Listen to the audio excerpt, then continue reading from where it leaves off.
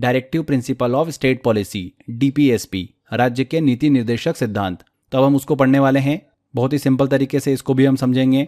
देखिए, डीपीएसपी की बात करें, directive principle of state policy की, तो हमारे संविधान के पार्ट 4 में आर्टिकल 36 से लेकर 51 में ये बताए गए हैं राज्य के नीति निर्देशक सिद्धांत। और डीपीएसपी को, directive principles of state policy को, किसके देश के संविधान से लिया गया है? आयरलैंड के संविधान से लिया गया है।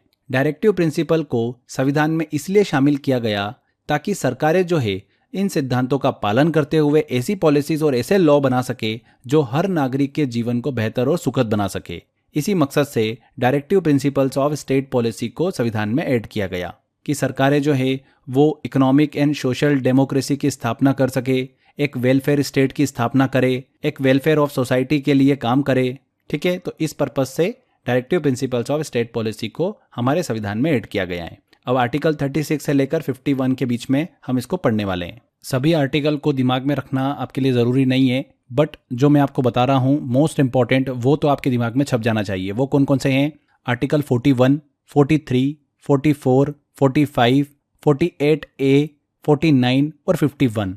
ये जो मैंने आपको आर्टिकल बताए ये मोस्ट इंपॉर्टेंट है और रिपीटेडली एग्जाम के अंदर यहाँ से क्वेश्चन पूछे जाते हैं। तो ये सारे आर्टिकल जो मैं आपको बता रहा हूँ ये दिमाग में आपके छप जाना चाहिए। ठीक है, क्वेश्चन यहीं से ही पूछ रहे हैं। तो चलिए एक एक करके सभी आर्टिकल को डिस्कस करेंगे, आर्टिकल 36 से लेकर आर्टिकल 51 तक। और जो मैंने अभी आपको आर्टिकल बताए इन पर हम थोड़ा ज़्यादा फोकस करेंगे। ओके, आर्टिकल 36 की बात करें सबसे पहले हम, तो इसमें DPSP, directive principles of state policy की डेफिनेशन मतलब परिभाषा बताई गई है। आर्टिकल 37 में डीपीएसपी को न्यायालय में चुनौती नहीं दी जा सकती, ये बात कही गई है क्योंकि ये पूरी तरीके से राज्य पर निर्भर करते हैं। 38 में बताया गया है कि राज्य का कर्तव्य है कि राज्य के सिटीजन्स के लिए political, social, economic, welfare programmes ये चलाए।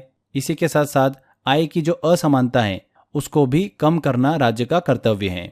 तो ये 38 में बताया गया है। आर्टिकल 39 में स्टेट की जो सोशल ड्यूटीज़ है उसको परिभाषित किया गया है।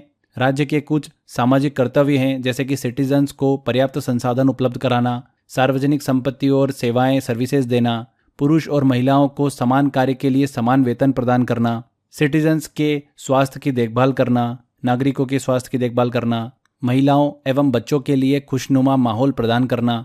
तो ये सब राज्य की जो सोशल ड्यूटीज़ है उसके बारे में आर्टिकल 39 में बात की गई है। आर्टिकल 40 की बात करें तो ये इंपॉर्टेंट है, थोड़ा ध्यान रखिएगा। ग्राम पंचायतों की स्थापना की इसमें बात की गई है आर्टिकल 40 में। नेक्स्ट है आर्टिकल 41, काफ़ी इंपॉर्टेंट है। इस आर्टिकल के तहत कार्य पाने का अधिकार जो है वो दिया गया है। राज्य का कर्तव्य है कि वह नागरिकों को रोजगार के अवसर जो है वो प्रदान करे।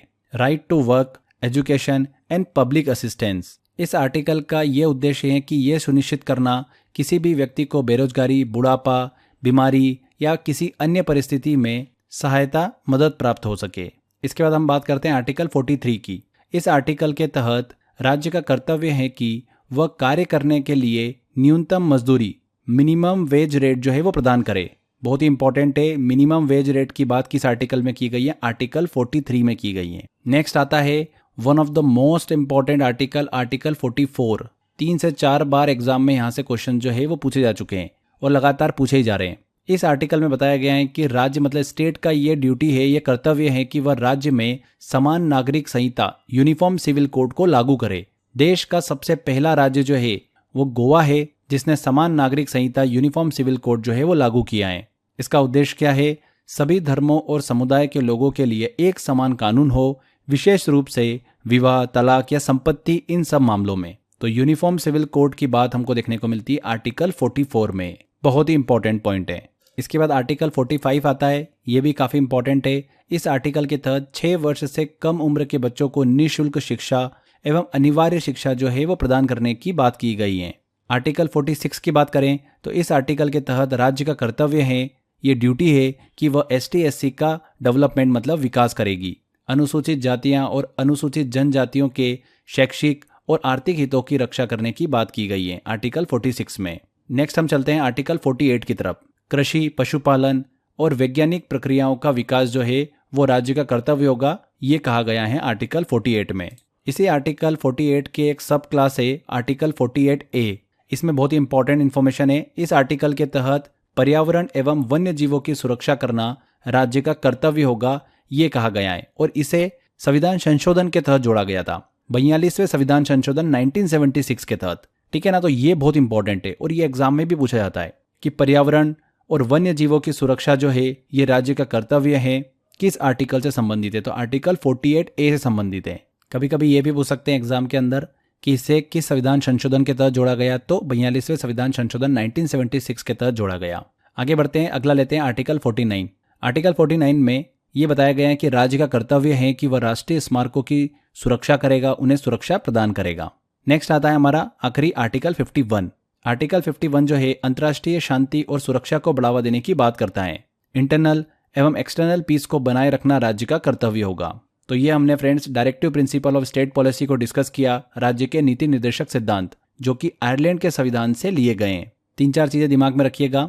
आर्टिकल 36 से 51 के बीच में हमको देखने को मिलते हैं directive principle of state policy. Important article जो मैंने आपको बताए 41, 43, 44, 45, 48A, 49 और 51, जिसमें से 44 तो बहुत ही इंपॉर्टेंट है, यूनिफॉर्म सिविल कोड से संबंधित है वो। और second most important article 48A जो कि पर्यावरण और वन्य जीवों की सुरक्षा से संबंधित है। तो यहाँ पर हमारा ये directive principle of state policy वाला टॉपिक कंप्लीट होता है।